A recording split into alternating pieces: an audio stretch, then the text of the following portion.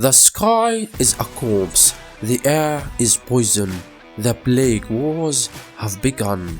It starts with a cough, a fever, then the flesh peels away, the bones crack, and the screaming begins.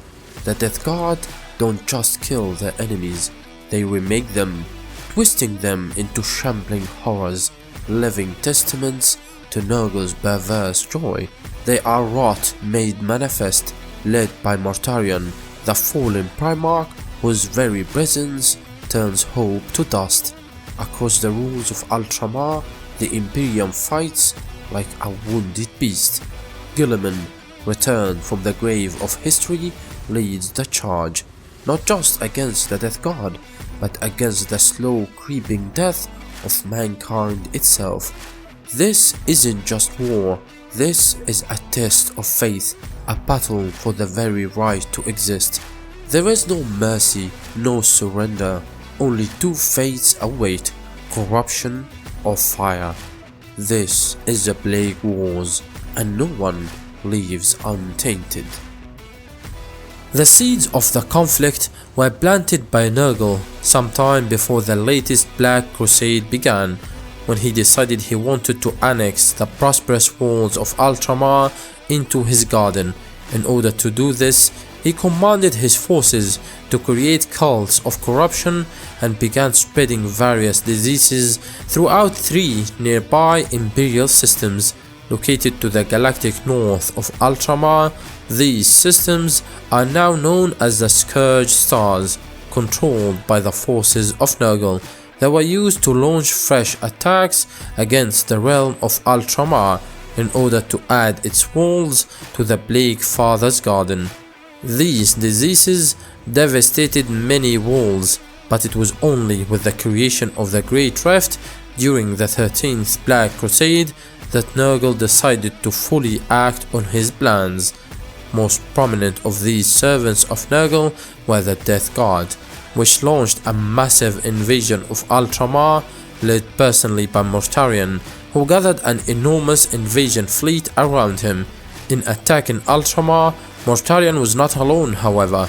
Two other commanders led massive armies out from the Scourge Stars, each seeking to win the contaminated glory of Nurgle's favor. Typhus, first captain of the Death Guard, commanded the Plague Fleet, a dilapidated wrath armada packed with renegades, cultists, and his own loyal Death Guard. A third major force, this time a host of demons, was led by the great unclean one Kugath. The Plague Father and his demonic legions ravaged the Tartella system, which lay between the Scourge Stars and Ultramar, before manifesting on the garden world of Lax, an ideal place to nurture new diseases. The invasion force was too large for the defenders to engage directly, but still too small to attack Macragge itself. Nonetheless, Mortarion launched many probing attacks on Macragge, often with plague drones and cultists, in order to drain Ultramar's resources and morale. Meanwhile, Mortarion moved on smaller, more poorly defended walls, slaughtering the populace in an attempt to goad Guilliman to battle. As Espandor and Ardium fell under siege, Mortarion had a secondary fleet under Typhus terrorize the outer regions of Ultramar, destroying 3 of the 6 major star forts overseeing Ultramar's shipping lanes. On Lax, a group of refugee Imperial Guard carried Nurgle's taint with them, transforming into plague bearers and allowing a cohort of great unclean ones to manifest. The Imperium would go to the realm of Ultramar's aid, and the fierce battle that followed were called the Plague Wars by the Imperium of Man. Guilliman, having just concluded the Indomitus Crusade, eventually arrived with reinforcements to save the beleaguered Ultramar.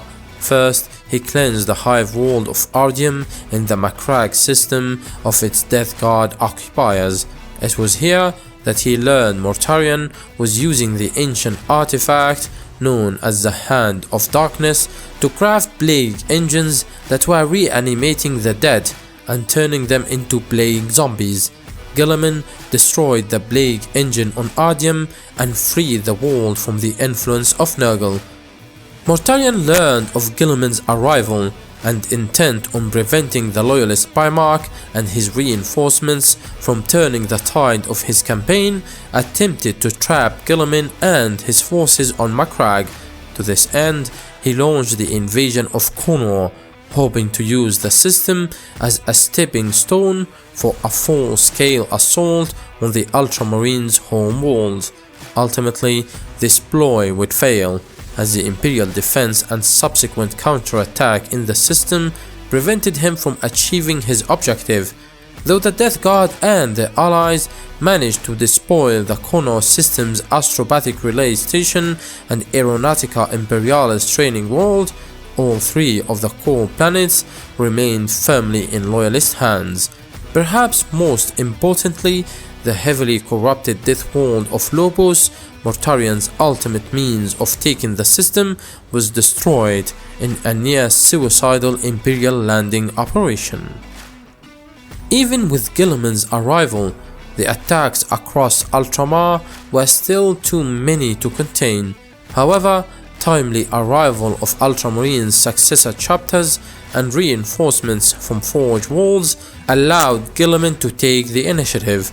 On Espandor, Guilliman launched the Spear of Espandor counterattack that halted the Chaos advance and resulted in a stalemate.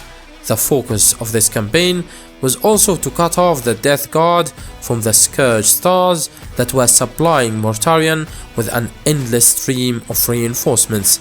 The Ultramarines and their allies not only retook each of the lost worlds in the Espandor system, but also destroyed the plague engines that were raising the endless tide of plague zombies on each of its worlds. After a ferocious battle in which the Ultramarines chapter found itself fighting side by side with the Primaris Astartes brethren for the first time, the forces of Nurgle were routed from Espandor. Guilliman decisively ended the battle by slaying the great unclean one Karamar with the Emperor's sword and destroying the last plague engine in the system. The Espandor system had been cleansed of the taint of the Plague God, and the forces of Nurgle were cut off from their base in the Scourge stars. With Espandor contained, Guilliman launched a series of system-wide counterattacks. With Mortarion's main attack on Espandor halted, the Daemon Primarch shifted his focus and joined with Kugath.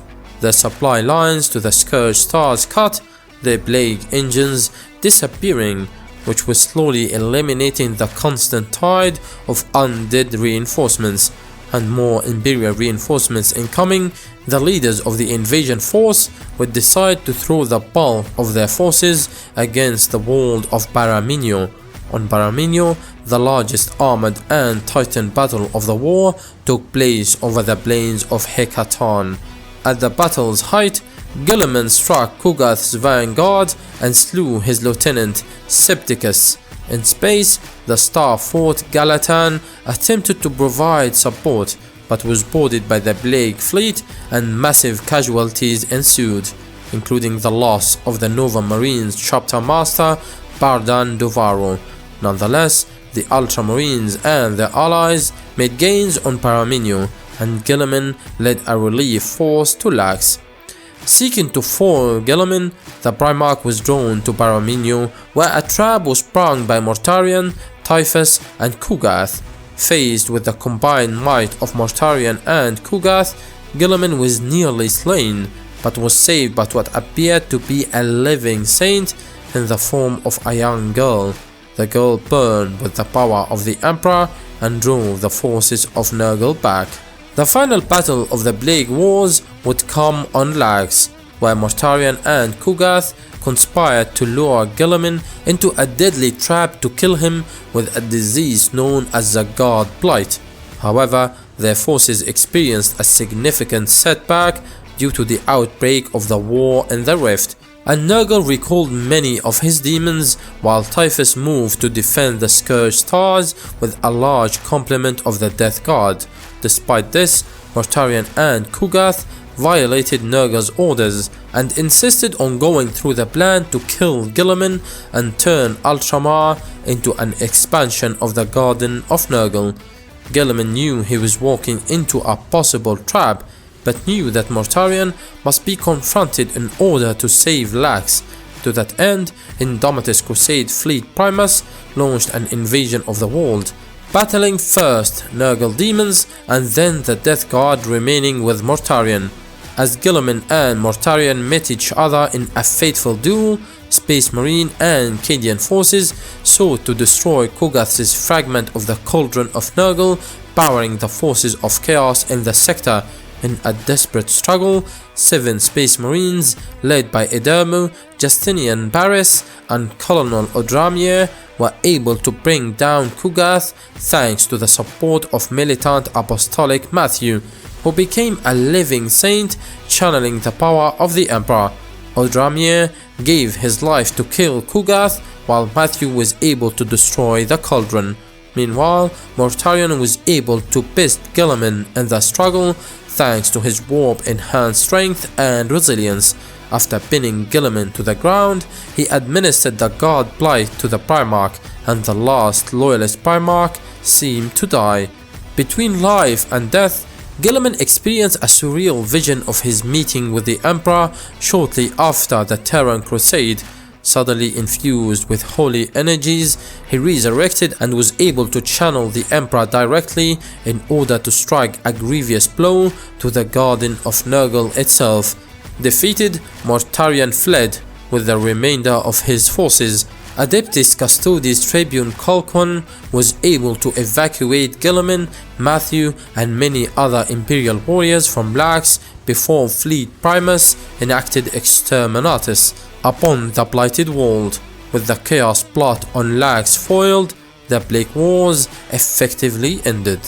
In a brief respite, Guilliman oversaw the rebuilding and decontamination of Ultramar, as well as the establishment of new procedures for creating further Primaris Space Marines within the Ultramarines. It was not long before new Crusades called the Lord Commander of the Imperium away from Ultramar and back out into the galaxy. The Ultramarines would then launch the Vengeance campaigns, where they led a coalition of their successor chapters and night houses across neighboring star systems of Ultramar that had been overrun by the forces of Nurgle early on during the Plague Wars. This included the attempts by Marneus Calgar to liberate the walls of the Taratella system. For the forces of Nurgle, the war represented a significant setback. The war in the Rift saw Nurgle's domain assailed by rival gods. Moreover, Mortarion and Kugath lost Nurgle's favor due to their insubordination and refusing to withdraw to the Scourge Stars when ordered.